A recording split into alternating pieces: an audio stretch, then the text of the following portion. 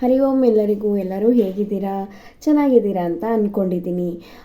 ಏನು ಈ ವಿಡಿಯೋ ನಾನು ಮಾಡ್ತಾ ಇರೋದು ಅಂದರೆ, ಕೆಲವೊಂದು ಶ್ಲೋಕಗಳನ್ನ ಮಕ್ಕಳಿಗೆ ತುಂಬ ಅತಿ ಸುಲಭವಾಗಿ ಹೇಗೆ ಹೇಳ್ಕೊಡ್ಬಹುದು ಅನ್ನೋದ್ರದ್ದು ಒಂದು ವಿಡಿಯೋ ನಾನು ಇಲ್ಲಿ ಮಾಡ್ತಾಯಿದ್ದೀನಿ.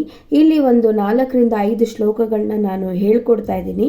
ನನ್ನ ಕ್ಲಾಸಲ್ಲಿ ಕೂಡ ನಾನು ಹೀಗೇ ನನ್ನ ಮಕ್ಕಳಿಗೆ ಹೇಳಿಕೊಡೋದು.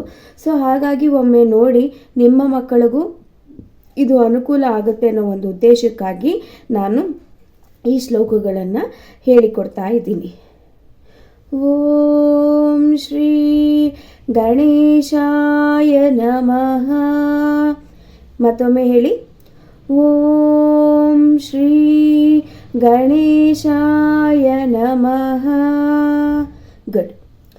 ಈಗ ಮೊದಲನೇ ಶ್ಲೋಕ. ಅಗಜಾನನ ಪದ್ಮಾರ್ಕಂ ಗಜಾನನಂ ಮಹರ್ನಿಶಂ ಅನೇಕದಂತಂ ಭಕ್ತಾನಾಂ ಏಕದಂತಂ ಉಪಾಸ್ಮಹೇ. ಇನ್ನೊಮ್ಮೆ ಹೇಳೋಣ ಗಣೇಶ ಶ್ಲೋಕ. ಅಗಜಾನನ ಪದ್ಮಾರ್ಕಂ ಗಜಾನನಂ ಮಹರ್ನಿಶಂ ಅನೇಕದಂತಂ ಭಕ್ತಾನಾಂ ಏಕದಂತಂ ಉಪಾಸ್ಮಹೇ. ನಾನಿಲ್ಲಿ ಈ ಶ್ಲೋಕದಲ್ಲಿ ಹೇಳುವಾಗ ಗಮನಿಸಿದ್ದೀರಾ, ಅನೇಕ ದಂ ತಂ ಅಂತ ಹೇಳ್ತಾ ಇದ್ದೀನಿ. ಅನೇಕ ದಂತಂ ಅಲ್ಲ, ಅದು ಅನೇಕ ದಂ ತಂ. ದಂ ಬೇರೆ ಪದ, ತಂ ಬೇರೆ ಪದ, ಆಯಿತಾ? ಅದು ಲೋಕಾರೂಢಿಯಾಗಿ ಎಲ್ಲರೂ ದಂತಂ ದಂತಂ ಅಂತ ಹೇಳ್ತಾರೆ. ಇಲ್ಲ, ಗಣೇಶಂಗೆ ಏಕದಂತ ಮಾತ್ರ ಇರೋದು, ಇನ್ನೊಂದು ಅವನಿಗೆ ಅದು ತುಂಡಾಗಿದೆ ಅಲ್ವಾ ದಂತ. ಸೊ ಹಾಗಾಗಿ ಏಕದಂತ ಅಂತ ಹೇಳ್ತೀವಿ, ಅನೇಕ ದಂತಂ ಅಂತ ಹೇಳಲ್ಲ. ಅದು ಅನೇಕ ದಂ ತಂ ಅಂತ. ದಮ್ಮೆ ಬೇರೆ ಪದ, ತಮ್ಮೆ ಬೇರೆ ಪದ. ಓಕೆನಾ? ಸರಿ, ಈಗ ಮತ್ತೆ ಇನ್ನೊಂದು ಶ್ಲೋಕ ಹೇಳೋಣ. ಇದು ಗುರುಗಳ ಶ್ಲೋಕ ಹೇಳೋಣ. ಮೊದಲನೇದು ಗಣೇಶಂದಾಯಿತು, ಈಗ ಗುರುಗಳ ಶ್ಲೋಕ ಹೇಳೋಣ.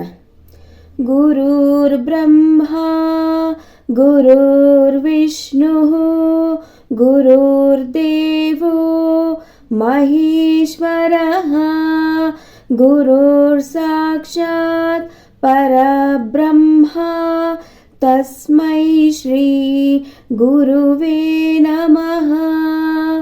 ಗುರುವೇ ನಮಃ. ಮತ್ತೊಮ್ಮೆ ಹೇಳೋಣ.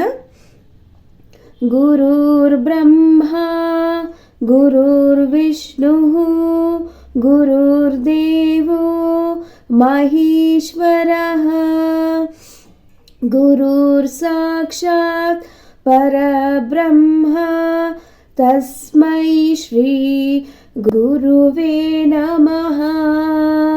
ಗುರುವೇ ನಮಃ. ನೋಡಿ ಎಷ್ಟು ಸುಲಭವಾಗಿದೆ ಅಲ್ವಾ? ನೀವು ಕಲ್ತ್ಕೊಳ್ಳಿ, ನಿಮ್ಮ ಮಕ್ಕಳಿಗೂ ಕಲಿಸ್ಕೊಡಿ. ಇದೇ ಥರ ಮುಂದೆ ಹೋಗ್ತಾ ಹೋಗ್ತಾ ಬೇರೆ ಬೇರೆ ಸಣ್ಣ ಸಣ್ಣ ಶ್ಲೋಕಗಳು ಕೂಡ ಹಾಕ್ತಾ ಹೋಗ್ತೀನಿ ನನ್ನ ಚಾನಲಲ್ಲಿ. ಹಾಗೆಯೇ ನಾನೀಗ ಆಲ್ರೆಡಿ ಗಣೇಶ ಸ್ತೋತ್ರ, ಶ್ರೀ ಗಣೇಶ ಸ್ತೋತ್ರನ ಹೇಗೆ ಹೇಳೋದು, ಅದು ಯಾವ ಗಣೇಶ ಸ್ತೋತ್ರ, ಸಂಕಟನಾಶನ ನಾಮ ಶ್ರೀ ಗಣೇಶ ಸ್ತೋತ್ರನ ಯಾವ ರೀತಿ ಹೇಳೋದು ಅನ್ನೋದನ್ನು ನಾನು ಆಲ್ರೆಡಿ ವಿಡಿಯೋ ಮಾಡಿ ಹಾಕಿದ್ದೀನಿ. ಹೋಗಿ ನನ್ನ ಚಾನಲಲ್ಲಿ ಒಮ್ಮೆ ನೋಡಿ, ನಿಮಗೆ ಗೊತ್ತಾಗುತ್ತೆ. ಬರೀ ನಾನು ಹೇಳೋದಷ್ಟೇ ಅಲ್ಲ, ಅದ್ರ ಜೊತೆಗೆ ಎರಡೆರಡೇ ಸ್ಟ್ಯಾನ್ಸಗಳನ್ನ ತಗೊಂಡು ಶ್ಲೋಕಗಳ ರೀತಿಯಲ್ಲಿ ಮಾಡಿ ಅದನ್ನು ನಿಮ್ಮೆಲ್ಲರಿಗೂ ನೀಟಾಗಿ ತಲುಪಲಿ ಅಂತ ನಾನು ಆ ಥರ ವಿಡಿಯೋ ಮಾಡಿ ಕೂಡ ನಾನು ಹಾಕಿದ್ದೀನಿ. ಹೋಗಿ ಒಮ್ಮೆ ಭೇಟಿ ಮಾಡಿ. ಮತ್ತು ಕೇಶವನಾಮ ಹೇಳ್ಕೊಡ್ತಾ ಇದ್ದೀನಿ. ಕೇಶವನಾಮ ಇನ್ನೂ ಹೇಳ್ಕೊಡ್ತಾ ಇದ್ದೀನಿ. ಒಟ್ಟು ಟೋಟಲ್ ಆಗಿ 8 ಚರಣಗಳನ್ನ ನಾನು ಮುಗಿಸಿದ್ದೀನಿ. ಇದು ಶಾರ್ಟ್ಸ್ ವಿಡಿಯೋದಲ್ಲಿ ಬರ್ತಾ ಇದೆ, ಹೋಗಿ ನೋಡಿ. ಮತ್ತು ಇವತ್ತು ಕೂಡ ನಾನು ರಿವಿಷನ್ ಅಂತಂದ್ಬಿಟ್ಟು 1ರಿಂದ 8 ಸ್ಟ್ಯಾನ್ಸವರೆಗೂ ಅಂತ ಹೇಳಿ ಅದನ್ನು ರಿವೈಸ್ ಮಾಡಿ ಹಾಕಿದ್ದೀನಿ ಕೇಶವನಾಮನ. ಹೋಗಿ ಒಮ್ಮೆ ನೋಡಿ.